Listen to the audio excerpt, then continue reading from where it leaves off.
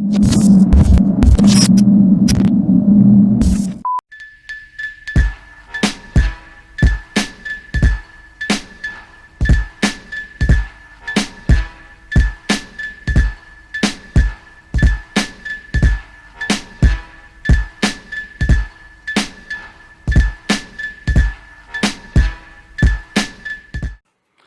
up, everybody? Welcome back to the OG Sports Show. It's your boy Chuck. Slow motion. Your boy B. As you can see, we're back in the studio. We took a little break doing our quarantine show from the house. We're back in the studio, live, SVM, South Tampa. You know how it is. Fellas, what's good, man? What's going on? Nothing. I know they're probably looking at us crazy. We all got black on and we got jackets on. That Hawk has arrived. It's we talked about it last week, but it's pretty cool for our standards, for reading standards. For sure. It's light jacket weather. Little bit. Niggas ain't around here talking about they cold or nothing, but Well, I wouldn't go that far. I wouldn't go that when far. you're as old as us, you need to keep something on your arms. Yeah, man. These joints don't quite get as much fluid as they used to. Oh, you know what I'm saying? Let's not talk about joints. But we got a lot to get into, fellas. Y'all want to jump right into it? Yes, sir. Slow with the lick read, bro. What the lick reads. Show 5. 5. Yeah, week 5. Progress, fellas. Progress. I'm knocking them out. Okay, we just came off the NCAA playoffs, where we had a huge upset. I called it. Yeah, you called it. You called it. The We'll give you hatred. credit. You called that the hatred. It was the real. hatred that really made me call it. It wasn't necessarily the game, but they showed up for you, boy. I commend you, and I tip my hat off for you. I know. did not expect, and I don't think nobody expected, Ohio State to dominate Clemson like they did. No. I was very happy to see it. Justin Fields was looking like the Warren Moon out there. But that goes to show you, he took what happened last year personal, Yeah. and he's vowed that it wasn't going to happen again. Even when he took the hit that he took, which it hurt me on the couch seeing it. He told the coach, like, I don't care what happened, I'm not coming out, and we're not losing. Yeah, and he took the needle. He absolutely He took had the needle. to. Well, I remember when they asked him, they kind of asked him after the game, like, what did they do? He's like, man, I don't know. They just gave me a couple shots, and I was good.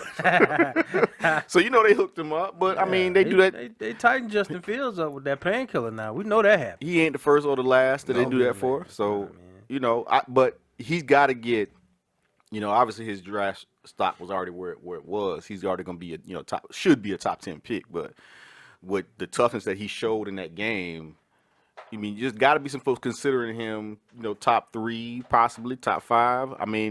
Word on the street is that Urban Meyer is going to be Jacksonville's next head coach. They say he's already looking at staff and everything else in college and all kind of stuff. So there could be some discussion about Urban Meyer may want him over Trevor Lawrence. I doubt if Jacksonville upper brass will let him do that. You don't think so? No, they don't. Sunshine is the They man. done hyped Trevor Lawrence up for 3 years. Yeah. Since You're right, he they took have. over, and since your boy Kelly Bryant went to Missouri, they.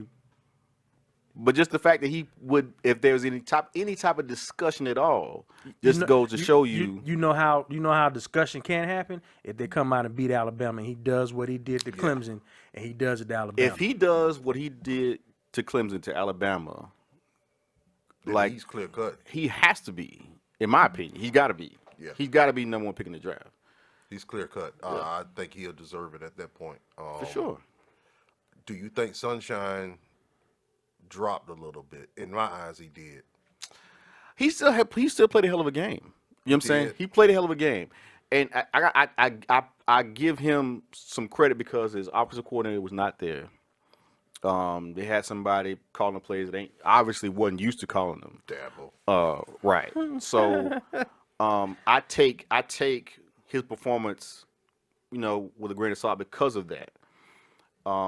There's nothing. Take nothing away from your boy's talent. You know what I'm saying? He's a hell of a quarterback. Do I think he's the second coming of Peyton Manning? I'm pumping the brakes on that. I'm not giving him that title just yet, but he might have took a little bit. Rather than say he took a step back, I think Justin Fields Took a step forward. more of a step forward than he took a step back. What you I think, B? don't think I look at it like how Jameis Winston's last game was against Oregon, how he shit the bed, and he still was the number 1 pick. Yeah. Trevor Lawrence didn't play nearly as bad as Jameis did in that No, national championship game. Right. Like you said, I think Justin Fields is clear cut number 2 as to when they were trying to bring these other couple of guys along. Right. So I think Justin Fields is definitely in play with the Jets if they decide to take another quarterback and move on from Donald. But I don't think Trevor Lawrence did anything to hurt his stock. I mean, he only lost 2 games his whole career. Won a Heisman, won a national title, went to the playoffs every year. You can't really Can't take nothing from the can't kid. take it from him, man. Can't take nothing from the kid. I just look at it technical wise, just the game. Clemson offense is a gimmick, misdirection, one read offense. He's gonna have to learn that doesn't work in the NFL. But can you really say that with the success that Deshaun Watson has had? I mean, I think Deshaun was a different quarterback. I think, to me, it just like Clemson's offense ran different with him. They had better wide receivers. Too. It's funny you say that though, because I saw on Twitter the other day, they put up some guy went and put up like all of Clemson's all-time passing stats, and I mean from yards, touchdowns, everything. Most yards in one game, most yards in the season. Deshaun Watson's number 1 on all of them, except for maybe a couple. I think Taj Boyd is up above him because he played more games. Right. Taj Boyd was there 4 years. 4 years, right? Yeah, and even Trevor Lawrence played more games, more total games than Deshaun Watson did, but Deshaun Watson still is at the top of every one of those, just about every one of those statistical categories over everybody else. So that just goes to show how much people forget how bad Deshaun Watson was. Sunshine came in, it seemed like they want you to forget about Deshaun Watson because Sunshine is so much better. But when you look at those stats, like Deshaun played less games and still had better stats than him. Yeah, I wouldn't necessarily say better. I say different. Deshaun Watson, they like I said, because of the receiving weapons that they had, they passed more. Yeah. And that's probably why that's more than likely why he's got more stats, because he was making throws, and as you see in the pros, he's making the throws now. Right. Trevor Lawrence came in and he's doing more running, more read option, more of the. I feel like he just started doing that this past year though. Like he wasn't doing all that in the beginning, was he? Yeah, he was. Yeah, he was. Yeah, he was. Yeah, he was always read and he'll take off and go. Like that was always that threat with Trevor Lawrence. So Yeah. I just he's had he's had Travis Etienne pretty much with him the whole step of the way. Right. And a very dominant defense beside the defense they had this year. It was still pretty good, but not the last 2 years defense or that defense when they won a national title. So they got a little exposed. yeah. That defense. Venables got somewhat exposed. But that's just, I mean, how long can you have a top-notch defense like that, though? Right. Eventually, you gonna hit that rut to where you gotta replace guys that moved on and went to the pros, and like we saw with Florida State, that dominant defenses lead, folks got to step up, and Clemson's been lucky to where most of the time they've been stepping up. So yeah, because essentially, usually the way it's been going the last few years, whatever players that defensive players that Clemson and Alabama don't get, Georgia gets, or vice versa, whatever. So all those 3 teams pretty much have dominated recruiting from a defensive and offensive standpoint for the most part. I know Clemson has got a little bit more offense than Georgia has, just because of because Sunshine being in the top plays they call, and plus their history of wide receivers. So, their defense kind of took a step back this year. They still was a pretty dominant defense. Yeah, you know what I'm saying? They did shut Notre Dame completely down in a sense, and Justin Fields just too much for him. yeah, thanks for doubling back to Justin Fields. I mean, it's the throws he was making, man. I'm looking up and he's dropping dimes. I'm like 50-yard dimes. 50-yard dimes hurt into the bucket. You know what I'm saying? I didn't realize how much they missed. What's the receiver? They missed him in the 2. yeah. Is it Agave? Agave. Is that his name? something like that. Olive. Olave. Look it up. Look it up, Olave. Mike. Yeah, Make sure we don't screw that man's name up. But He deserves his flowers. but I'm sure my boy Zach, who posted that the question with The Buffalo Bills quarterback. Goddamn, why am I drawing Josh blank? Allen. Josh Josh Allen Allen. and Jameis Winston. I'm sure he knows exactly. He's an who it Ohio State fan, so I think it's a is. Olave. Okay. I think it is Olave. It's Yeah, Olave. yeah. He, I didn't realize because when they said he didn't play in the championship game, I was like, Yeah. Well, actually, I think two of his top of them, receivers yeah. were missing from the Northwestern game. So but I realized in this game How much of a difference they make. difference he make. And then Sermon, Man, that's the difference maker right he there. runs violent. If they can run the ball like they ran against Clemson, how did Oklahoma let him get away from number one? And number two, he was out there barbecuing folks. I mean, he runs violent like you want to put a restraining order out on him. Or Yeah. something. When he gets the ball, it's like, Like, man, don't run me over like that, man. Like I'm about to see you outside the locker room. Yeah. You keep my mama's watching this. Like, what are you doing? bro, didn't he have like 300 some yards in a Big Yes. Ten championship game? Yeah. and he should have had 200. I think he finished up with 194. Yeah. And one of the greatest memes. Yeah, when he looking up at the screen. Yeah, because he to me that game, like I said, I always wondered why Venables hadn't taken a head coaching job yet. But I mean, he does have probably the cushiest job in the country. He makes $2 million a year just to worry about the defense, and that's it. So I get why he's Mickey staying. Andrews style. Right. So I always wondered why he hadn't taken a head coaching job yet. I know people are after him for one. Then again, like I said, I get why he's still there, but he looked he like he didn't have an answer for him. Like he lost his they was missing their leadership in the backfield, the defensive backfield. 24, I forget the safety's name, because he had speared somebody the weekend before, and then they was missing him for the first half, and then they lost their quarterback of the defense, their linebacker, when he speared. Dude, that can't keep his head up. Right, and that's the part about baffled me was how many people were defending that hit.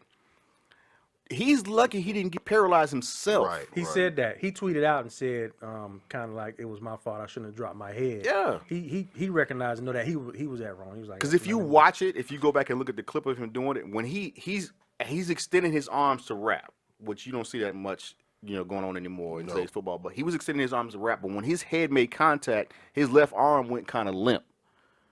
And I was like, man, he's lucky because being somebody that came up during our era, that was our thing. You wanted to get as many scars in your helmet as possible.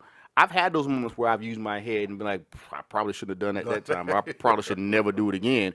And I felt like he thought that same thing, but people were defending him. Oh, that's not targeting. This game is getting soft. I mean, per the rules, it's targeting. It is. Ain't nothing you can If do you about can't it. see what you're hitting, it's a violation. It is what it is. So Bro, I never understood like dropping your head. I tried my best not to when I played, and I always had to keep my head up, man. Put that face mask in between them numbers. Hit, rap, and drive. yeah, I ain't gonna lie. We that was our thing. That was the biggest thing. And when I played, especially in high school, when I played at Jefferson, everybody, because we had the yellow tape, and then we had our numbers on the front of my head. Everybody's goal was to get your numbers scratched off in a sense from making contact, and get as many colors on that blue helmet as we possibly could. Y'all was just out there being reckless. We were, and that's Reckless as hell. why my short-term memory with a damn right now. In the other game, we had Alabama. Do we really got to versus talk about this game? Notre Dame. We could talk about it. Why? I mean, let's talk about it so we can give props to Devontae Smith being the first wide receiver to win the Heisman since 1991. And every other award. Yeah, Exactly. And the whole Alabama won all the awards the other night at the college You know what pissed me off though? Fucking Landon Dickerson. Fucking 10-man at Florida State. there's some Couldn't stay healthy. There's some Florida State frustration coming up, y'all. It's coming up. And look at him now. Look He's at him all now. world at All Alabama. world. All world. Fucking gained Team 75 captain. pounds. Team captain. He's so much bigger than what he So was. much bigger than what he was at Florida State. Like, bro, you the best offensive lineman in the country, in the nation. I mean, I can't be mad at the dude because he went to the He O went line factory. Yeah, I mean, that's what they do. They pump him out. He went at to Alabama. the I right can't. place. Yeah. If there's anywhere he could have went, that was the right place for him to go as an O lineman. should have took his ass out when he came out in 2016. Then shit. They didn't want him. Right. Could barely stay on the field. Yeah. It is what it is. But yeah, man, Bama is looking. They're looking almost unbeatable. But that also gives me pause to think that they got it. I mean, they do to lay an egg. They have to, right? Or, I mean, or is this a perfect season for them? Well, no, Florida went back and forth with him. Yeah. Florida just didn't have enough defense to keep right. up with him. Right.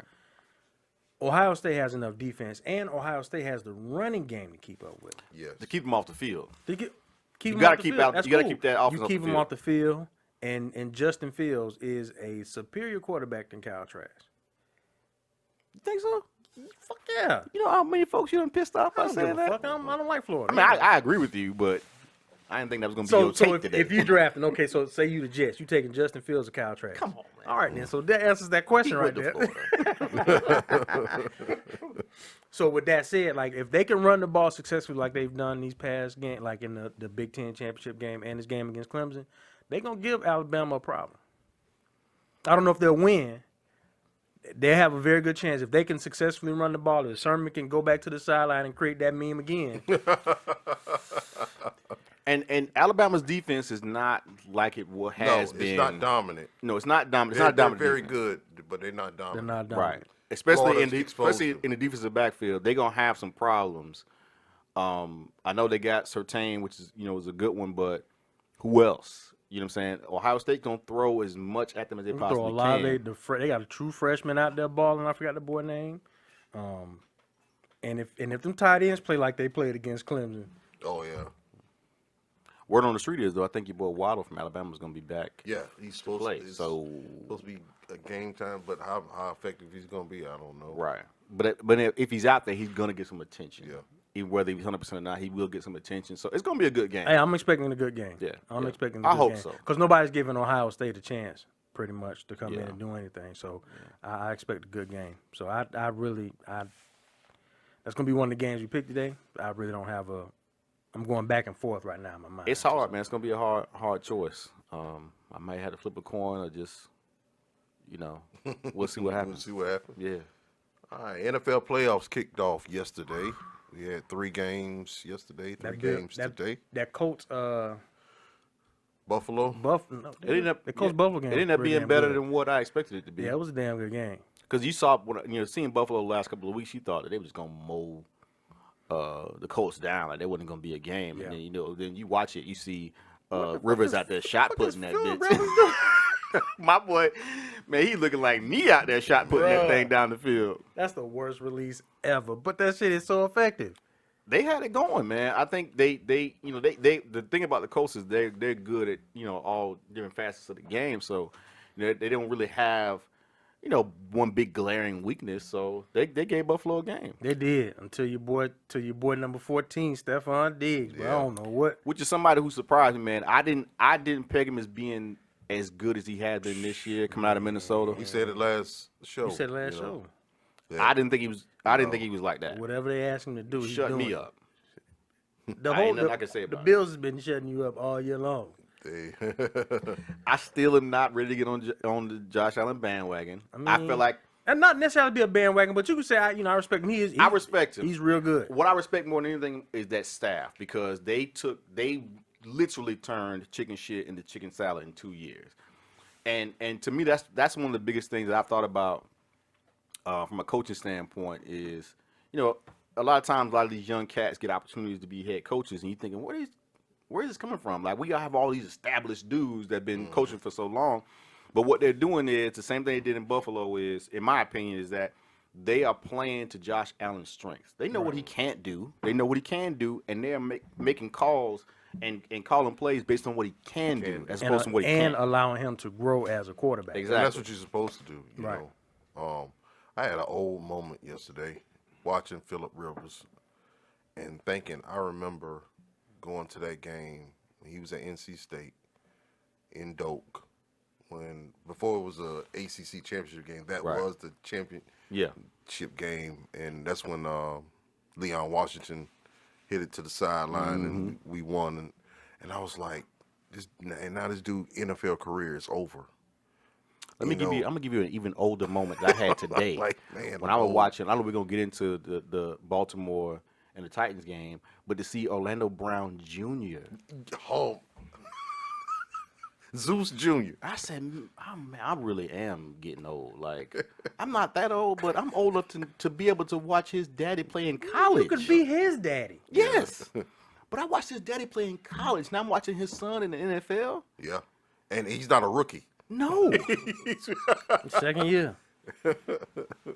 fellas, our youth is gone. It's left Yeah, us. it's Like we That's really. why I was like, man, Phillip Rivers. I remember talking trash to him when he came out the locker room. Like, yeah, 17, we gonna give it to your ass today. And I was like, And now he got what Now this- nine kids later, 8 11. kids. Oh, What, Jesus. he got 11? I knew he had a lot, but 11. He don't have 11 He kids. adopted bruh. some of them. 11 kids. His wife ain't push out 11. They had to 11. adopt I something. think they had some twins in there. He got 11 kids, man. Damn, boy, I thought Ryan Fitzpatrick had a lot of kids. It's just baffling, man, to be able to see these cats. Like you said, I brought up Patrick Surtain. I watched his daddy in college. Yeah.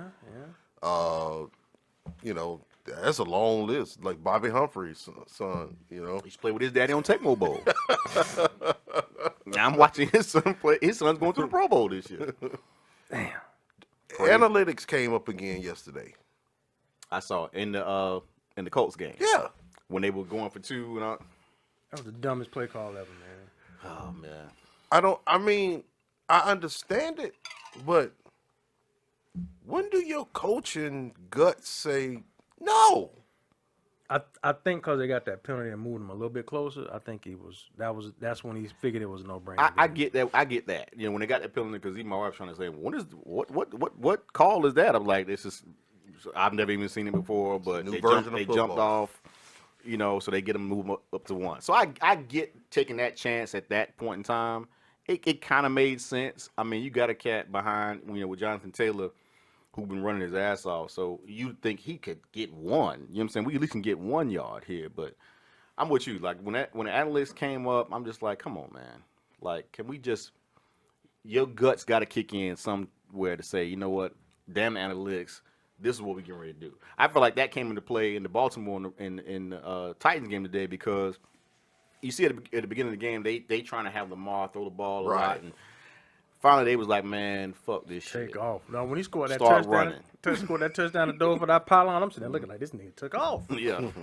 Hey, they not finna catch him. He's No. gone. And when he scored that one, I was like, it's over. It's a wrap. I'm like, 'cause Lamar finna go back to He'd have put his cape on. It's over. yeah, he finna go back to the playground when he was 12, and they couldn't put their hands on him, and this is what's finna go down. Like I'd like to comment when who was doing the game? It wasn't Brian Greasy. That was Fox. No, Brian Greasy did That was that Brian game. Greasy's game. Yeah. And I think he ESPN crew did it. perfectly said it. Somebody perfectly said. I know it might have been Louis Riddick. So Louis Riddick was like, as a DB, you playing man-to-man coverage, and you trying to stick with your cornerback, and you turn around, and you know after so long, Lamar Jackson, he's running at this running. point. And what are you supposed to do? And you turn around trying to change the direction, trying to get to Lamar Jackson, and he's already at top speed. Right. You just looking at that. You at might that as well point. just watch him run by you, because you can break down all you want to. It's a There's wrap. nothing you can do. Nothing you can do. No, I remember a defensive back said that years ago when Vic was playing. He said, you off in your break and everything, you turn around and you look at this dude running by right with you. Like, what am I supposed No, to you do? remember our homeboy Chuck Darby. Shout out to Chuck Darby. He used to play for the Bucks. He told us about he thought he was gonna sack Vic one time. He said that he could see Vic. He closing in on him. He said the next thing he know, he was gone. Chuck said he saw the 7 and he said, oh God, it's too much space. 7 was gone. He said next thing you know, he was on the ground, dirt was his face, and he sees 7. But that's how I know. That's how them cats was looking at Lamar when Yeah. they had, like you said, when they had to turn around and see he's coming. And he's full speed. What am I supposed to do? And Lamar's more dangerous because the stride, Vic was fast. He was quick. Lamar, when he opens up, When he hits top speed and opens up, forget it. forget it. He wrap. picks up 10 yards like pop, pop, pop, pop, pop. Forget it. It's simple to him. Yeah, once they did that, I was like, it's a wrap, man. Yeah, when I saw that and when I saw how much they had Henry bottled up, I was like, Tannehill's not gonna beat him by itself. So Nah. They And ain't that have had a to be some chance. frustrating shit because Henry was on the sideline and your boy was trying to talk to him and it sounded like he just ain't want to hear that shit. Like y'all ain't gonna keep trying to run this same shit and they just keep stopping it the whole game. Well, that was like yesterday in the Seahawk Rams game, and if we wanna call it a Metcalf got game. Metcalf he was upset on the sidelines, and he had just dropped the pass. I'm like, what you griping for? What you throwing your helmet for? You know what I mean? Mad. Like, You know what he mad for? they gonna throw it to you knowing that 20 is all over you? He was locked down by arguably the second best defensive back to ever come out of Florida State. Yeah. Yeah, had that You thing get- bottled up. Jalen Ramsey playoff time. You tell him, hey, go stick this man right here. He's got it. pretty much gonna do what he got to do, and he's pretty much gonna handle your best receiver. Yeah, I saw there was a conversation last week on Twitter about, I guess, the best defensive back in the NFL. They were talking about, oh boy, in Miami, I forget his name, because he got 10 picks. And they basically trying to say he was better than Jalen Ramsey because he got 10 picks. he got and 10 Jalen picks, Ramsey only yeah. got like 1 or 2. Jalen Ramsey suffers from the Deion syndrome. They don't throw to his They're side. not trying him. They're not gonna throw to him. Like, to me, that's a more 10 picks is that's a hell hell of of a feat. Right. But they trying you, bro. In order for you to trying. get 10 picks, they trying you every week. They don't think you gonna do it. Right. And then and another thing, are you getting those picks in a zone, Right. Right. or are you Or you asking picking to them off go man to zero man. coverage? Right. Exactly. You know, It's a different ball game. But that was a ugly game. I ain't see too much of it. But it was a ugly you didn't miss game. much. I figured I was. Where was I yesterday? I can't even remember what I was doing yesterday. I might have been out and about. Basically, the Seahawks was like, Russ, can you win it for us, please? Yeah. And he tried all he could, He but couldn't. it wasn't that much. He got beat much by he a could do. backup quarterback, and then Jared Goff had to come in the game With half a thumb. But half a thumb, Half a thumb. and he made 2 throws that sealed the game. Did he have to? I mean, he made the throws when they mattered. But Yeah. Cam Akers, man, Yeah, Cam did his thing yesterday. Cam showed out. Cam- From? Florida State. Florida State. He showed out. It's a running theme going on right now. I don't know. Cam showed out. But yeah, that game was ugly. Now we go to the night game though. Our Buccaneers and Your Buccaneers. and your Yeah, Washington yo, Redskins. Yeah. I've jumped off. I can't fool with them anymore. And it's precisely because of what they did to Jameis Winston. And I've talked about this enough on the show.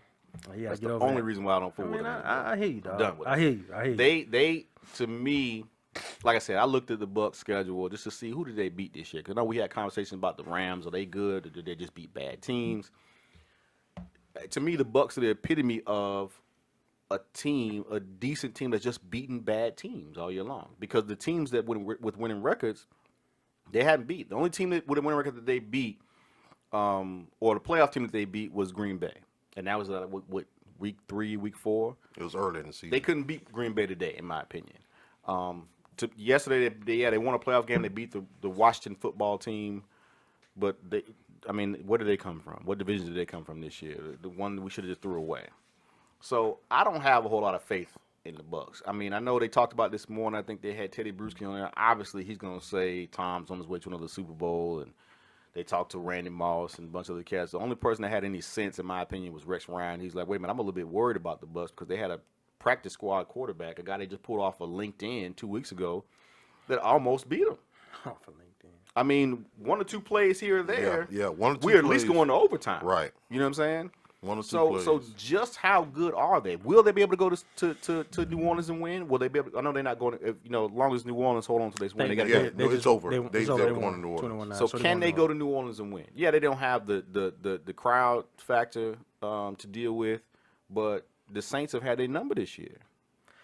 And it's hard to beat a team 3 times in a row, but the optimist and the Bucs fan in me, I think what we saw from Fournette with Ronald Jones more than likely going to be able to play. The offensive line is playing better. So from what I saw, and I used to tell people when they asked me at the beginning of the season, what do you think about the Bucs? What do you think about the Bucs? I'm like, well, give me 4 games. I don't know yet. Because they didn't really have a training camp. They only had 1 or 2 preseason games. Right. You didn't have the all-season practices that you had. So you got a new quarterback, new tight end, a bunch of new players, and you're trying to work Tom Brady into what you're doing and then work in some of the things that he likes to do. It's going to take time. So they started to hit their stride for me at the end of the season. And what I saw yesterday from that game was I saw a team that, like they said, Bruce Arians, he doesn't necessarily want to run the ball.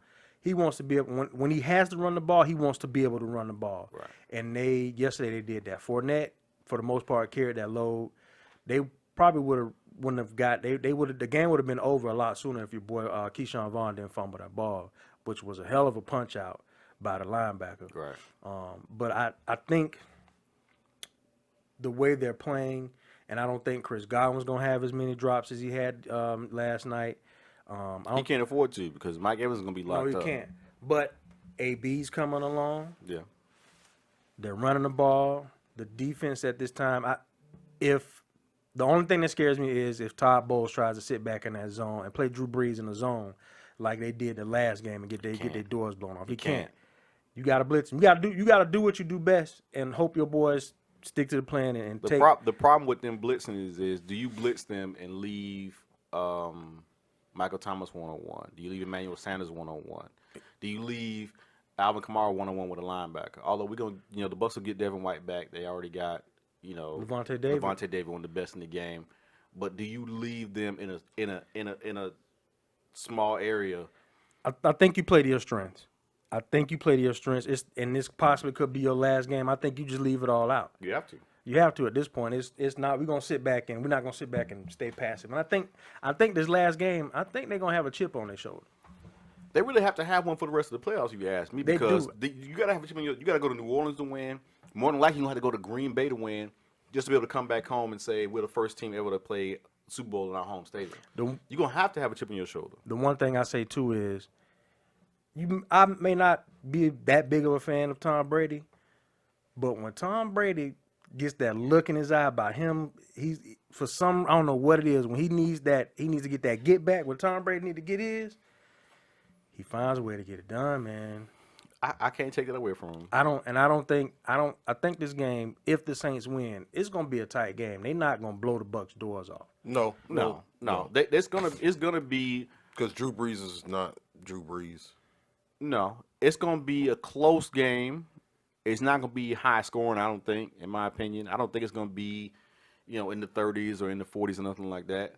To me, it's all gonna depend on how much pressure the Saints defense can get on Tom Brady and up the middle, because everybody knows he'll get the tap dancing and shaking like the Sandman. If they get pressure up the middle. Yeah, they can't get pressure on Tom Brady. It's a wrap. He gonna find whoever open. Yeah. That's just who he is. If you can't pressure Tom Brady, you let him sit back there and pick and choose where he's gonna go, and if he don't have no receivers open, he gonna hit that check down in the flat. It's over. It's gonna be interesting to see how it plays out. It definitely is. Poetic justice. Jameis Winston gets in the game and take the Saints to victory. Let me tell you something, man.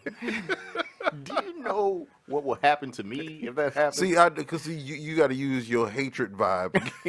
I hate the Bucs ownership and front office so much. I'm not gonna pick them to win. Let's just keep that. I'm gonna keep it 100 with you. I'm not picking them to win because I want them to lose so bad. Tom Brady already said he's coming back next year. He can come back all he wants to. $25 million. What? He gonna come back next year. He gonna look like Peyton Manning his last year in Denver. Father Time's undefeated, bro. I mean, it don't matter to me at this point.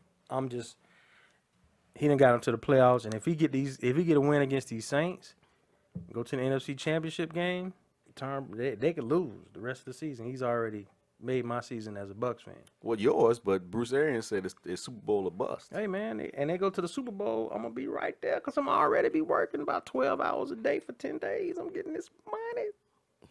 I don't think you're going to make it myself. But hey, anyway, that might just be my hatred. Yeah, okay. But anyway. That wraps it up. That's it for our NFL conversation this week, fellas. All right.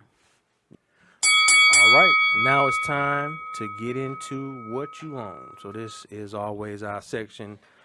I always say section every time. This is our segment where we talk about music and classic albums that we've listened to, that we've grown up on and listened to. We hope that you, by taking these recommendations, can get into them yourselves. So this week, Slow, what you own, man? We're gonna start off with you. Okay, you know me. Uh-oh. I'm going to go 2 albums because they kind of coincide with each other. They was at the football game. The concert came in town. No, this is like, it kind of changed the game in 88. You know what I'm saying? 88, 89.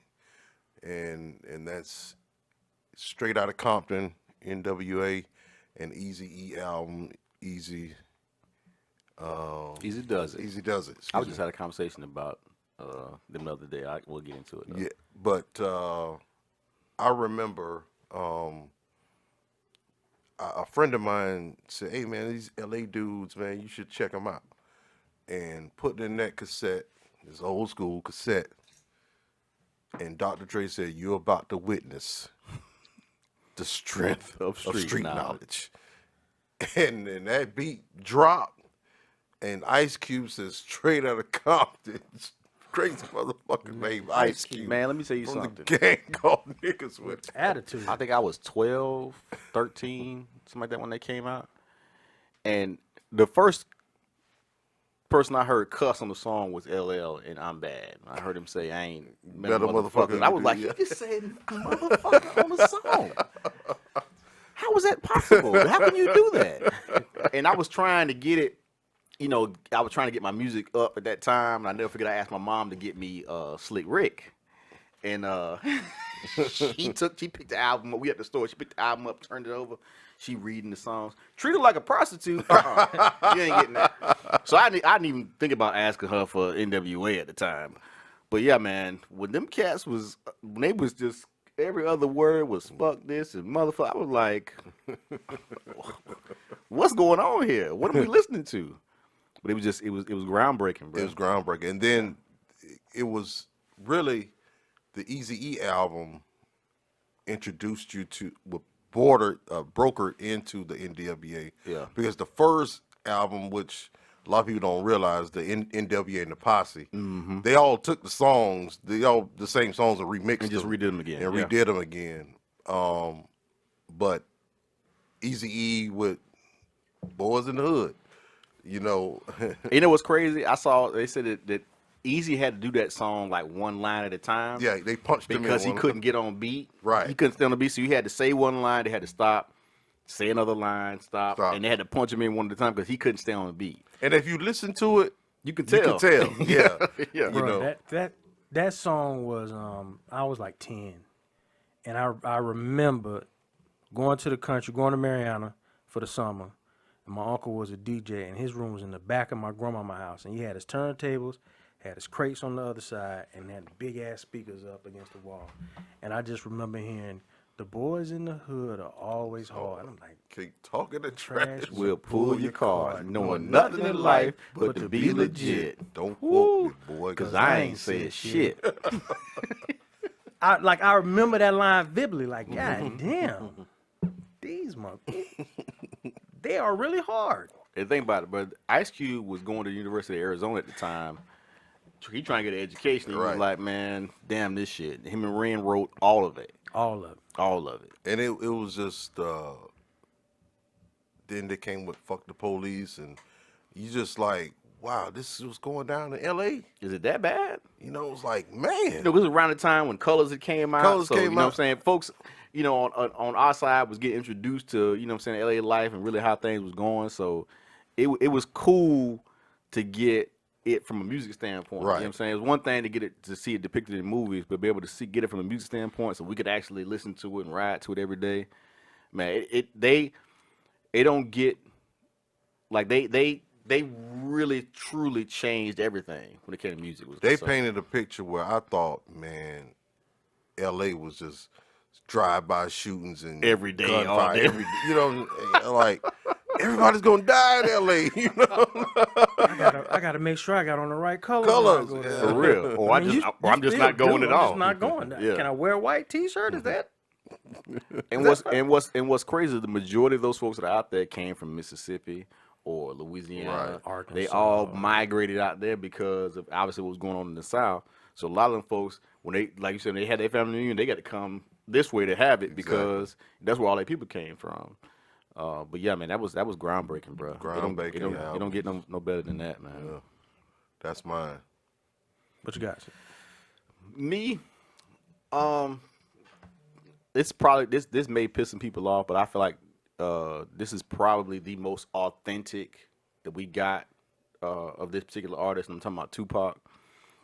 And it's Me Against the World. I feel like that was when he was, to me, that was the most authentic Tupac that we ever got. And I feel like All Eyes on Me and McAfee and all that, I feel like that's who he had. That was influenced Tupac. Yeah, that's who he had to become in a sense because he was on death row. I feel like Me Against the World was the most authentic Tupac that we ever got. That's my favorite Tupac album. It's the best album that Tupac ever made. That's Tupac's best album. And it's not, to me, it's not so much the music, because although the music was great from top to bottom, it was all East Coast produced, all of it, top to bottom. It was fantastic. I just think about where he was in his life during that album because I never forget. I remember watching. I was 19, I think, 18 or 19, and I was working. I snuck off in my manager's office to read the Vibe magazine article that he did when he was getting ready to go to prison. And just think about all what he was going through. Somebody was trying to kill him. Yeah.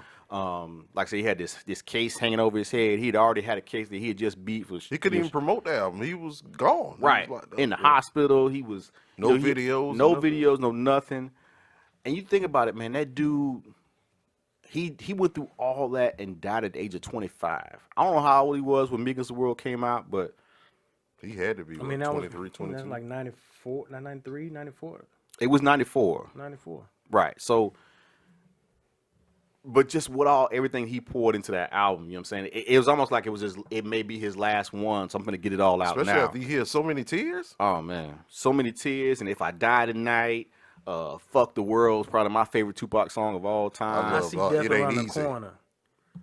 To Dear Mama, he's like, it's almost like he was saying, this may be it. You know what I'm Right. saying? So that's why the album meant so much to me. Not just because to me, it was his best work, but it was his most authentic, in my opinion. Like, I you totally really agree. got, I mean, it's hard for me to even say the man. I mean, the dude had to become a man at such an early age. But you think about everything. I had a conversation with a dude once of like, bro, do you realize that man died at 25? Think about all that he was able to get done by the age of 25. Make you feel like I ain't do shit. You know what I'm saying? With my little 25 years, my first 25 years, we think about all that he was able to get accomplished and get done and the impact that he made. But to me, that Tupac album, Big Against the World, was one that I can still, to this day, listen to, start to finish, don't skip day. nothing. That was gonna be one of my choices. I think for when I first saw second show. Yeah. But I chose to hold off. But that album, and who turned me on to see, and it's funny that music is always tied to some memory. Like you said, you snuck in your boss's office to read the Vibe magazine. I remember my cousin had to come down to Tampa because he was messing with this chick and she got pregnant. He had to go to family court, and we're downtown Tampa, and this nigga's. Now my cousin had a system. He had some boom in his little truck now. We riding downtown Tampa. He blasting Outlaws, loud as hell. And you know how much bass in Outlaws. Yeah. So that was my introduction to Me Against the World. And then just, as you go back and you start listening to music, like when I look, I'm like, man, this. If you go back and listen to it now, man, that's what everybody decided to go back and listen to that album now if you haven't in a long time. And just listen to the story he tells in every one of those songs. You really get it. Like I say, you really get an idea or a picture into that man's life and kind of what he was going through. We coming back from St. Louis this past April from my wife's grandmother passed away, and I'm driving back through the mountains in Tennessee, and I got Death Around the Corner. I got Tupac, Me Against the World playing. And you literally I'm on the rapping mountains. word for word. Death could have been around the corner on them damn mountains. Hey, when we was getting ready to come down out of the mountains, we was almost getting to Chattanooga. Last little man out. I just had to do it 2 weeks ago. I just don't like and this is just my opinion. Tupac's been gone now for a long time, since what, 96? Yeah. And just these myths and everything that be coming out about, especially a lot of young guys who never even wasn't around when they just listen to the stories. Yeah. And everybody comes up and, well, I knew Pac, I was with him the day he died. And, it just, Tupac is gone. He can't defend himself. Can't clarify these stories. And then a lot of young people take this, they took the Death Row Pac and made that such a superhero. That's not who he was, man. That's not who he was. All he was. He was Tupacalypse Now. He was Strictly for My Niggas. He was the Tupac that was dancing for Digital Underground. By the way, Shock G is kind of halfway from Tampa. He went to Greco Middle School, went to Chamberlain for a little while. Kenny K, the DJ down here, used to mess with them. Yeah. Shout out to Shock G. But yeah, that to me, when Tupac was carrying crates and stuff for them when he was 19 years old and, writing raps and stuff when he first got in again, that was the real Tupac. These young kids, when they see All Eyes on Me and Machiavelli, like I said, that's who he had to become in a sense to kind of fit into that death row, image or whatever. And like, see, when we go back and look at all the mess that Suge and them had going on, like he almost had no choice but to be that kind of person to be able to deal with all that craziness. But like I said, Me Against the World was the last real authentic Tupac that we got. I totally agree with you on that. I'm with you on that. What you got, B? So for me, I'm going with Brick City's own Mr. Reggie Noble, aka Redman himself, and his was that his third album? Yeah, that was his third. Third album, Muddy Waters. We always talk about it. For me, like when I think of a classic album, it has to be something I could put on and just let play. Right. I don't have to skip maybe once or twice. It's got to take you somewhere, too. It's got to take me somewhere. Yeah. From about the second track on, like the middle of the album, like I don't push skip on nothing. Fucking Pick It Up, Smoke Buddha. That pick it up, boy. When you find a bag of weed on the floor, mother, what the fuck you gonna do? Pick it up, pick it up. So for me, that was because that was my introduction. That was my first introduction to Redman. And when you get that first introduction, and it's that level of, it's on that level, like damn, he really, just the wordplay and the production. And then not just the songs, the skits on the album. Like that's another person that you think of the word authentic when you talk about Right. Redman. Right. Like he gave you him. You know what I'm saying? Like, He wasn't playing no character. Playing. That's who he was. Like, bruh, like when they did that the MTV Cribs and they went to his crib. And he said that they wanted him to go rent a crib, a big house. He was like, man, y'all gonna be at this duplex. What up to that man's house? It's a regular ass house. The screen is hanging out the door. He's the character Jamal and How High. That's him. That's him. Right. Yeah. He didn't even have. Method Man said that. Method Man said the first couple days they kind of struggled, and he told Red, "Yo, man, Be you. this is you." Yeah. And then he said after that he just took off. Yeah. Yeah, so for me that album, like I said, I can remember going to Circuit City on Tuesdays. Yeah. Circuit City. You just really put an emphasis on OG when you said Circuit City. Circuit City. I can really These date folks don't know myself who too. Circuit City Brother, is. look here. I still got I'll give you another story. I still got pots and pans that I brought from Service Merchandise. Wow. Service merchandise.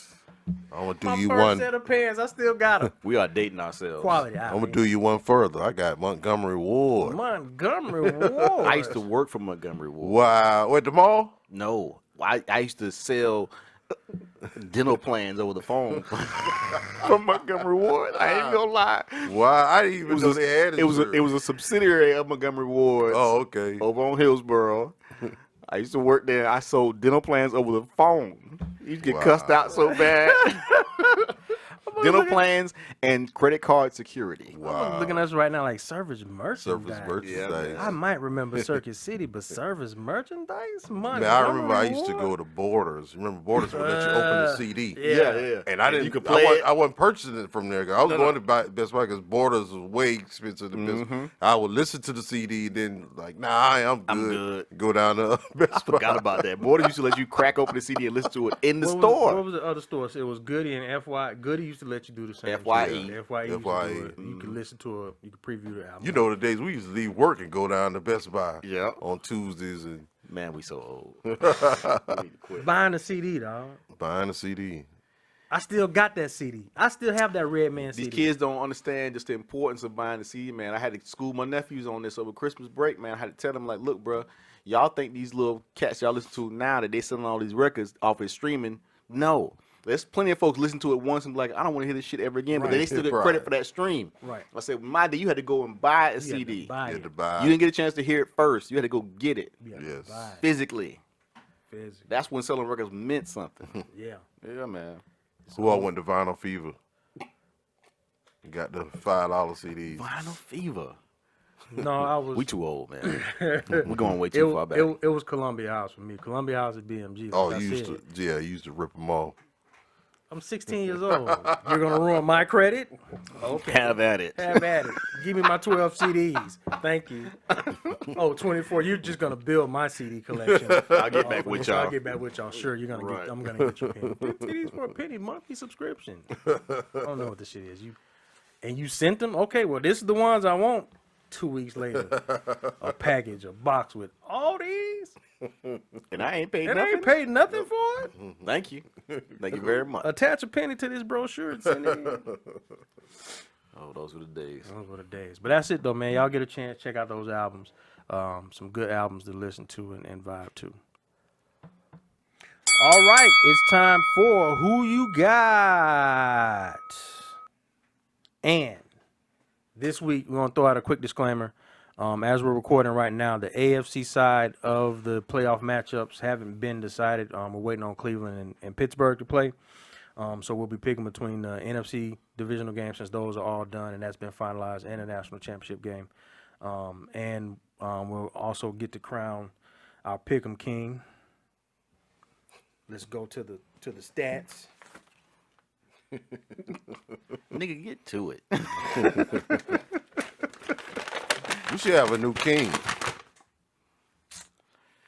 We should. He got way too much confidence. We should. Yeah, we should have a new king. We should. So, as it stands right now with the picks, last time we picked between Georgia and Cincinnati, Texas A&M and North Carolina, Notre Dame and Alabama, Ohio State, Clemson. We picked between Dolphins. This is our Week 17 matchups: the Dolphins, Bills, or Washington and the Eagles, the Cardinals and the Rams, and the Steelers and the Browns. I think I should be de facto king just because I'm the only one that picked Ohio State to beat Clemson. Negative. I'm also the only one that picked the Rams to play. Remember when I made that pick and I said y'all going with Arizona? You did it just to go against us. I did it just to go against the grain. And guess what? Oh my God, get it over with, man. That made it a tie between me and you. As usual, slow motion here pulled up the rear again. Okay, so you get the crown and I get to wear the chunk this week? We can switch it up. We want to do that. Okay. I'm not a hater. Okay. I'm not a hater. I can do that. So I think the chunk will look good on this black. Okay, Put the right. chunk on. So I mean, it was pretty good. Slow pulled up the rear again with 5-3. He's over 500. I mean, that's respectable. That's respectable. It is. On the year between our picks, he is 7-8. Okay. Not bad. Not bad. You went 6-2. I went 6-2. The difference being you picked Ohio State. We both picked Clemson, and you both picked the Cardinals, and I picked the Rams. Gotcha. So on the year, the true Pick'em King. We ain't talking about that. We talking about for the week. Don't try to give yourself more credit. Okay, man. When we get to the end of the season, we'll crown the overall Pick'em King. But as of this week, we both tied, so we'll split it. You got the it's Chong. Kangs up in The here. Kangs. And one loser. Go to hell. So overall, right now for the year, you're at 9-6. I'm still the lead dog at 11-4. Gotcha. Okay. All right, so let's get into our picks. We're gonna start off with. I'm not picking first because I think that's what gets me in trouble. That's what gets you in trouble. Okay, Every well, time. I mean, we can go around. Oh, y'all want me to pick first? See who I want first? Yeah. Okay, cool. The first game we're gonna go and pick between will be the LA Rams versus Green Bay.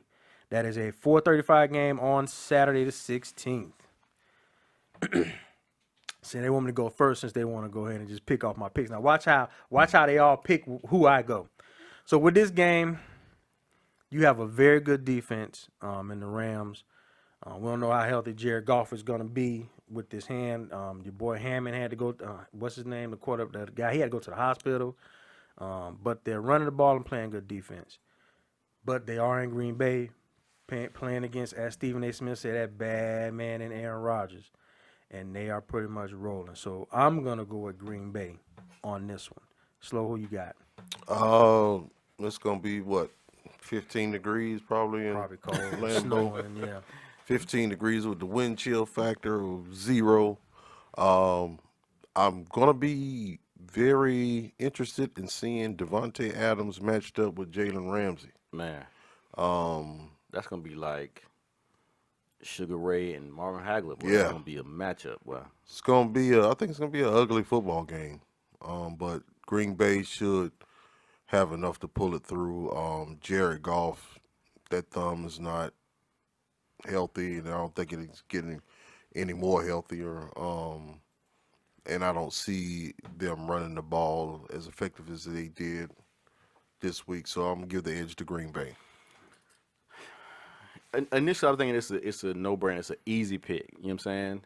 Just because we saw how good Green Bay has looked in the past couple of weeks, and we saw how, the Rams basically squeaked by, Seattle last night. I think it's going to depend. I think a lot of it kind of hinges on Aaron Donald's health because he did leave the game injured yesterday. It's tough pick, man. Like I wanna give the Rams some life, because of their defense is so good. But again, it is in Green Bay. Um, I don't know, as much as I love Jalen Ramsey, I don't know if he can lock Devontae Adams up the entire game, especially with Aaron Rodgers be able to put the ball wherever he wants to. Plus, they move him around. Right. So unless he's gonna follow him, which in my opinion he very well should, um, I'm gonna give it to Green Bay. But shout out to my boy Lee Corso, closer than the experts think. I agree. I agree with that. All right. So the next game we got is one we kind of discussed early on in the show. Is this is gonna be Sunday? I think this might be the late game on Sunday. It's gonna be the Bucks at New Orleans at 6:40. I'm gonna go at the Bucks. I think the Bucks are they're remembering this beatdown they got at home when New Orleans came and just laid it on them. It was embarrassing. It was very embarrassing. Tom Brady he's kind of got that Michael Jordan syndrome where he finds any little thing to piss him off.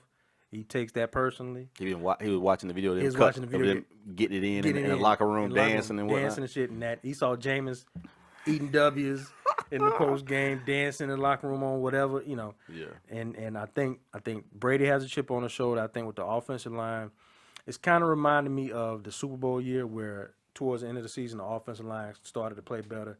They started to run the ball effectively. And it's kind of reminding me of that. The defense, of course, it wasn't on that 2002 Super Bowl team level at all. Never. But with that being said, I think you got enough offensive weapons and a pissed off team that wants to come out and play better. I'm gonna take the Bucks in this one. Slow. Let's just toss up because I do agree with it's hard to beat a team 3 times. Saints secondary is pretty good though. The front 4 is pretty good. I think it's gonna be one of those ugly football games where a defense comes up with a turnover at the end. And if that's the case, I'm gonna give it to the Bucks. They have a defense that's a knack of finding the football at the right time, and Tom Brady is playing very well. They're gonna have to have somebody step up other than Mike Evans this game, and it might be the Antonio Brown game, but I'm slightly give it to Tampa. Okay. In a dogfight. Dogfight.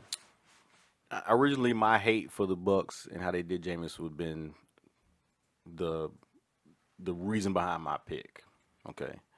I agree with you. It's hard for a team to beat somebody 3 times in a row, especially in the same season. It's just difficult to do. With that being said, I don't have enough faith in Bruce Arians to make the adjustments necessary to beat the Saints. I think that I feel like the advantage the Saints have over the Bucks is more mental than it is personnel. Right. That's true. I feel like the Saints are in the Bucks' head, specifically Cameron Jordan and Donovan Smith. I feel he takes that cat's lunch money every time he plays him. Same thing with Lattimore and Mike Evans. I just think that if I had to pick between the 2 coaching staffs, I'm just gonna take the Saints because I feel like Sean Payton's probably gonna show them something that they didn't see the first 2 games. He's gonna have to, in a sense. I think it's gonna be close, but I think I'm gonna give the Saints the advantage because they're at home. I'm gonna give them advantage because of the coaching staff. And I'm going to give them advantage because their weapons, they have more continuity than the Bucks weapons do. Yeah, Bucks got all the weapons in the world, but they still seem like that they don't know each other yet. You know what I'm saying? They don't know their tendencies yet. And I still feel like this whole season, Bruce Arians been still trying to squeeze this square peg into a round hole with Tom Brady instead of letting Tom Brady just do what he knows how to do. You know what I'm saying? I think Bruce Arians, his ego has gotten in the way of them really being the number 1, number 2 seed in the NFC that they should be with all the talent that they have. So Okay. I'm gonna pick the Saints in a close game. Saints in the close game. So 2 Bucks, 1 Saint. Yeah.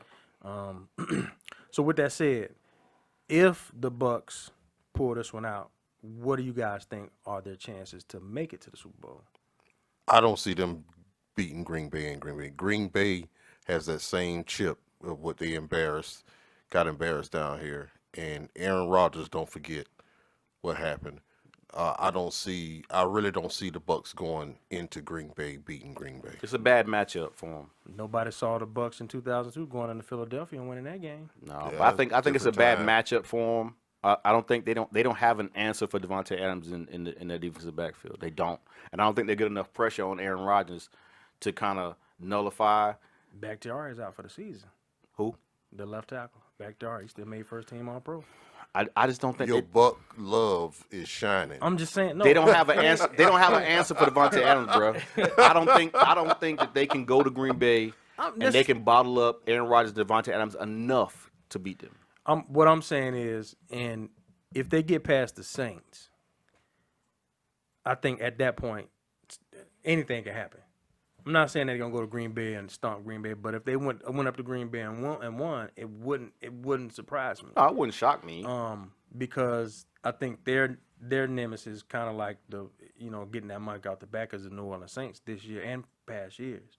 So I feel like if they can go to New Orleans and play a good game, and we don't even know if New Orleans is gonna beat the Rams.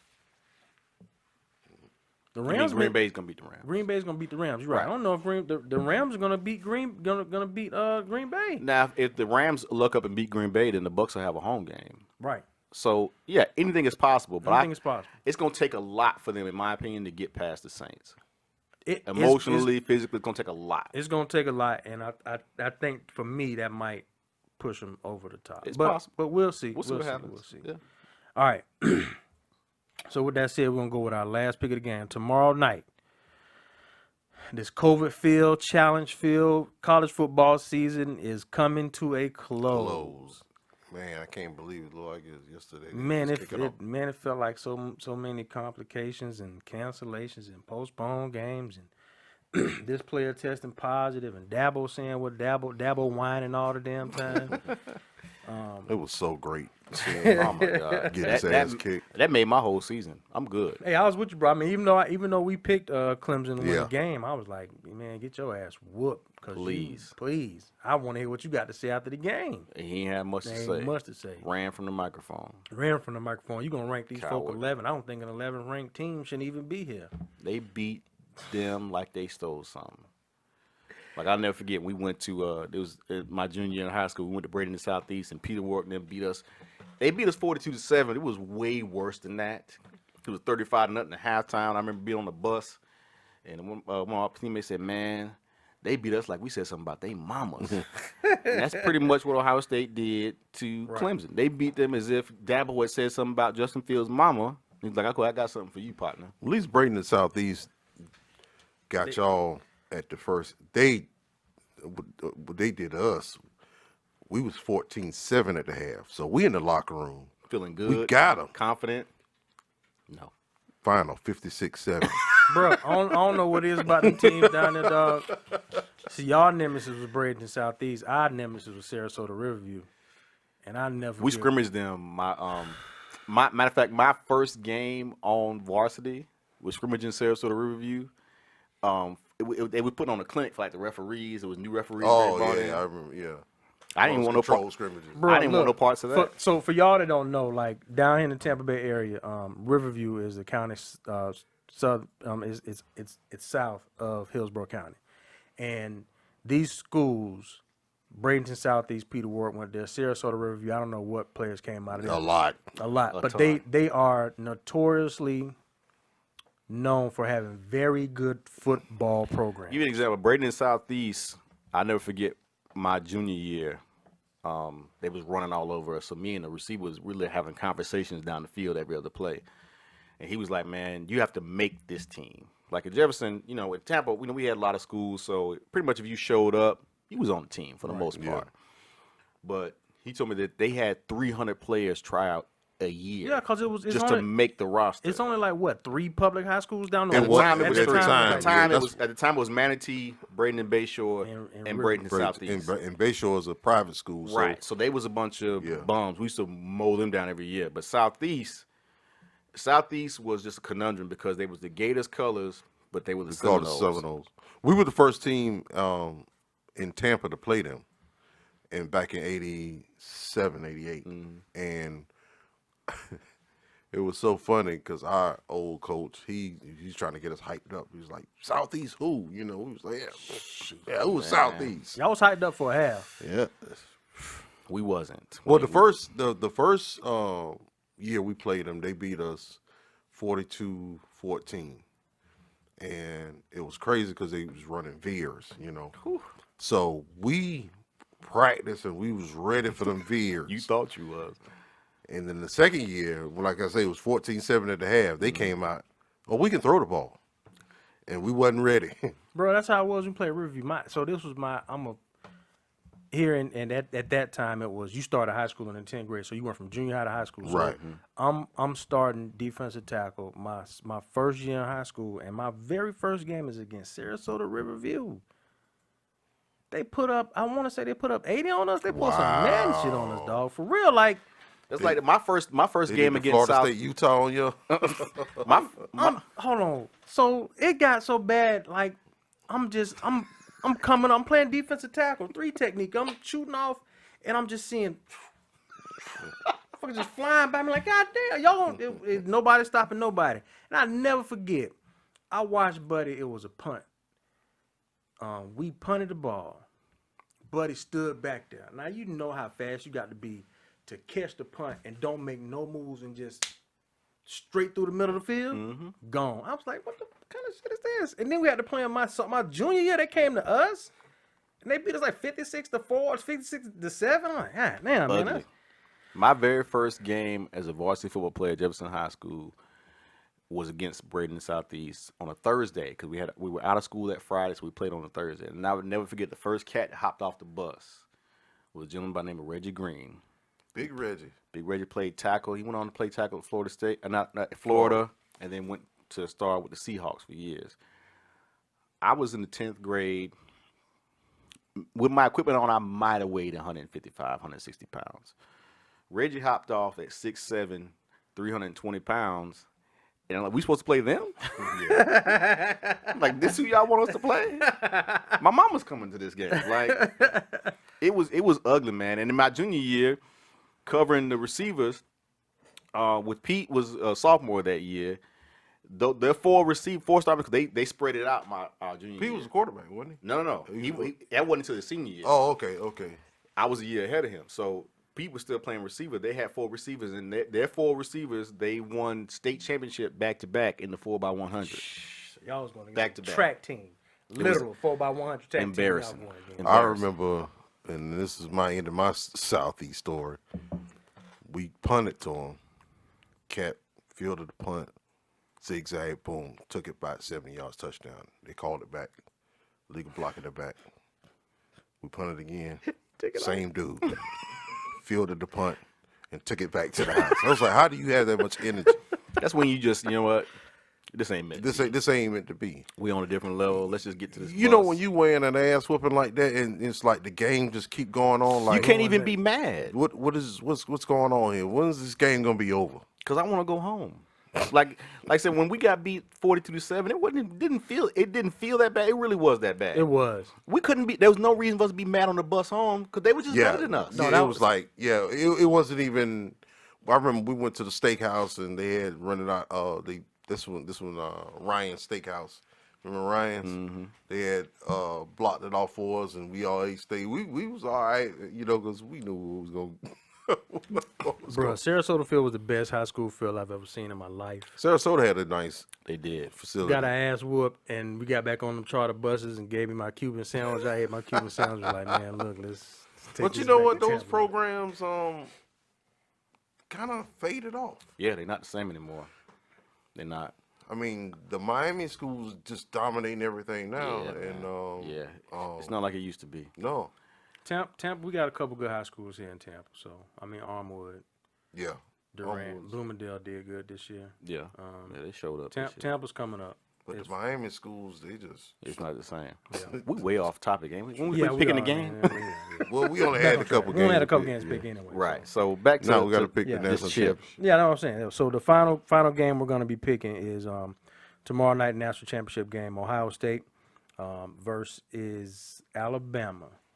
David and Goliath. Nobody gave Ohio State a chance to even be in the championship game, and they slayed Clemson, and they're moving on. Alabama's been doing every, you got all these players that won all the annual awards in college football against this Ohio State team that, like I said, nobody gave them a shot to be there. I think I'm gonna jump out on a limb here since I do have an overall lead in the standings. I think Ohio State is going to be able to run the ball like they've been doing, which in turn will open things up for Fields and allow him to make plays and make some throws to win some games. It'll be a close game, but I'm gonna go ahead and go with Ohio State on this one. Say who you got? I was tempted to pick Ohio State. I really was. I was just sitting here as we was talking about it earlier, and I said, you know what? I think Ohio State might make an upset. But then I was thinking, Nick Saban wants this championship bad. They haven't won one since when? 2012? No, it's been soon. No, More recent than that. 17? 16, 17. When Tua came in and Right. That was And, 17, I think. He had to look at Dabo and Ed Orgeron and all them. I think he's going to have Alabama focused. I think they're not going to play the woe is me, Ohio State weird, nobody picking us. I think it's going to be a dogfight now. But I'm going to give Nick Saban slight edge, is a dogfight, but I think Bama's going to win this one. Wow. Is that real? that's real time. So right now the Browns is whooping Pittsburgh's ass 28 to nothing. Mike Tomlin should have saw that coming. Wow. Okay, get focused, Chuck. Yeah. Refocus. Back. Ohio State, Alabama, who you got? I don't know. I'm like you. I mean, how do you pick against Alabama? You know what I'm saying? Like, but I feel like they gotta lay an egg. Like, eventually, right? Like, they can't be perfect through the craziest season we've ever had. I think the Ohio egg was Florida. It's hard for And they me. still won. I don't know, but man. like I said, think about it. Ohio State, not Ohio State. LSU, they racked off and whooped people's ass all year long. Florida State whooped people's ass all year long. Clemson that year with Deshaun Watson whooped I people's think ass they all laid year. their egg against Florida. Yeah, I think Because that. remember that year when we dominated everybody, we laid our egg against Auburn, but we still won the game. Yeah. I don't know. I'm I was leaning heavily on Alabama. I really was, just because of how good they look. But at the same time, I think that defense is vulnerable. And I think that Ohio State can put themselves in position to make it a game. The question is, can they finish? And that's kind of where I'm at with it. So I'm just gonna go out on a limb. I'm gonna pick Ohio State to pull off the upset. It's gonna be huge if they do it. If they do, Justin Fields. Just Fields number one pick in the draft. Fields might If be he number plays anywhere close to where he played against Clemson, I don't think Alabama can beat them. At all. I don't think so. So I'm gonna pick Ohio State to win. Okay, all right. Upset. So one going with the favorite and two going with the upset. All right. So we'll see how everything turns back out, man. Yep. Hopefully, we won't be splitting this the Pick'em King Awards again. Maybe I'm gonna make a comeback. I'm the only one. You the only one that won. I'm the only Ooh, one. you got to go 3-0 next week though. Next time we meet, you get all three of them right. This might be the one for you. Might be. Y'all picked Ohio State to win, and Alabama whooped their ass. They probably will. And it could happen. We'll see what happens. All right, that's it. That's gonna do it for our picks, man. Chuck, gonna throw it to you for the lady this week in sports. This year in sports, who you got? So this week for Who's That Lady, it's probably somebody that not a lot of people are familiar with, but she kind of caught our eye this week because she a lot of times, unfortunately for us, we're the first to do a lot of things in this world. Um, and the young lady we want to spotlight this week is a young lady by the name of Bianca Smith, who this week, on December 31st, actually, I think it was confirmed a few days later, but she became the first African American woman to have a position as a coach in Major League Baseball. The Boston Red Sox hired her as a coach for their minor league system. And I'll tell you a little bit about Bianca Smith. She was born in Pennsylvania. Her father, Victor, played football at Dartmouth College. Her mother was also a Dartmouth alum, and she was an attorney. Smith, she grew up and played softball in Dallas. And she then went on to play softball as an outfielder at Dartmouth as well. She followed her parents to their alma mater and played there. She graduated in 2012 with a BA in sociology. She had aspirations to one day become a general manager. So she got herself a degree in sports and law and an MBA in sports management as well. At the same time, she did work as a director of baseball operations for Case Western Reserve Spartans. She had a little bit of a run with the Texas Rangers in 2018 as a volunteer assistant coach, and she also worked as a baseball operations trainee for the Cincinnati Reds. And then this past year, she was a hitting coordinator at Carroll University in Wisconsin. I'm extremely proud of the fact that she has this opportunity, but I'm also concerned. We talk a lot about women specifically in sports, but just in society overall, in my opinion, black women are the most marginalized people on the planet. Hands down. In my opinion, not only are they looked down upon because they're women, they're then looked down upon because they're black. Boston is obviously not the most welcoming city to folks that look like us. You know what I mean? I think they probably have as far as the poverty line is concerned, I think they probably have the lowest of African Americans anywhere in the country. Not to mention all the stories we've heard from other Major League Baseball players, as well as NFL players and basketball players as well. Their treatment that they received in the city of Boston. So obviously, my first thought when they hired her was, man, who's going to protect this woman? You know what I'm saying? And then I looked at a lot of the comments that I saw in Twitter. She already needs protection because there was so many people saying some of the most ridiculous things in the world, just not just attacking her gender, but just attacking her because she's a black woman, period. In my opinion, she wouldn't be there if she couldn't be there. You know what I'm saying? If she didn't have the skill set necessary to coach, she wouldn't have gotten the opportunity. It very well may be a little bit of the Boston trying to PR. It may be some people will say it's a PR move, them try to clear up their image because they have been kind of dragged, the last few years or so, but because of their treatment, some of their fans' treatment. But to me, it's an opportunity for her to get in and really show what she's capable of, and not just her. It'll open the doors for other females that want to get into Major League Baseball. So I commend the Boston Red Sox for the hire, but she, to me, falls in that category of, we need to protect her at all costs. You know what I'm saying? I feel like she's going to need our support. She's going to need, as much help she possibly can just to help her mentally just get through what she's going to face. And me coming from, being a father of a kid that plays baseball, this sport's just not for us anymore. Like, I had a conversation with my son this week, and he talked about how, they just started this week. They started conditioning for high school ball. So he was like, Dad, between varsity and JV, I'm the only black kid out there. Wow. The only one. And it's funny because he and I are having this conversation because he has an opportunity to play on a team that's predominantly black this summer. A gentleman, I'm not going to say his name, but Ray Langford, he used to be a center fielder for the Cardinals. Mm-hmm. His uncle is putting his team together. They're based out of Alabama. They saw my son play, excuse me, this past fall.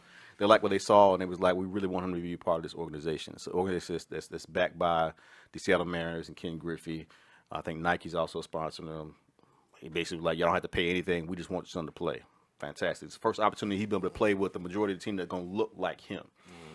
So it's important to me because we've been to different tournaments where, it's been 100 kids out there, and literally my son was the only black kid there, and we were the only black parents there. And a lot of times, these parents, they see us showing up. It's been a few times where he'd been, his first game with some of these teams, and like no one would talk to us. Like we would sit there quiet, me and my wife, just to ourselves. And then as soon as my son, stole a base or, made a great catch or made a hit, it'd be like, oh, is he yours? And I'm thinking, who else? No, but who else is he gonna be? He ain't no one else is I out got a here. little white boy out there, right? Right. That's mine. But it's like he had to prove himself before, they kind of welcomed us in a sense. So I say all that to say I understand exactly to a degree, what she's probably gonna have to go through. So I want to make sure I absolutely give her flowers now and can just continue to give them to her because of what she's endured just to get to this opportunity. And then also what she'll continue to endure because she has aspirations. She says she has aspirations to be a manager one day. And it'd be awesome, if we could live to see it happen. It really would. So from the OG Sports Show, from the bottom of our hearts, we want to shout out Bianca Smith and give her flowers. We salute her. We wish her the best in her journey and hopefully one day becoming a major league manager. And again, folks, we just need to protect her at all costs. For sure. Shout out to Bianca. Yeah, I mean, exceptional for you to even get that opportunity, man.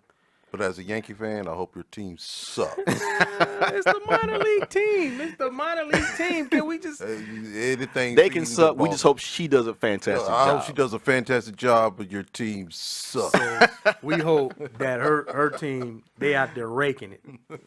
But the pitching staff is just so horrible that they can't hold leads. Right. That they say, oh, you brought this team hitting average from 216 all the way up to 275. Bianca, good job. Come on up to the AAA squad. It'd be nice, man. So salute you, Bianca. We wish you the best. And like I said, one time from the OG Sports Show to you. So, fellas, that wraps up week 5, man. That's it. You gonna finish that drink though? Yeah, man. I say you finish. Salute everybody. You gotta drive home though. I'll make it. We appreciate y'all once again, man. OG Sports Show. We out. Till next time. Take it easy. One love.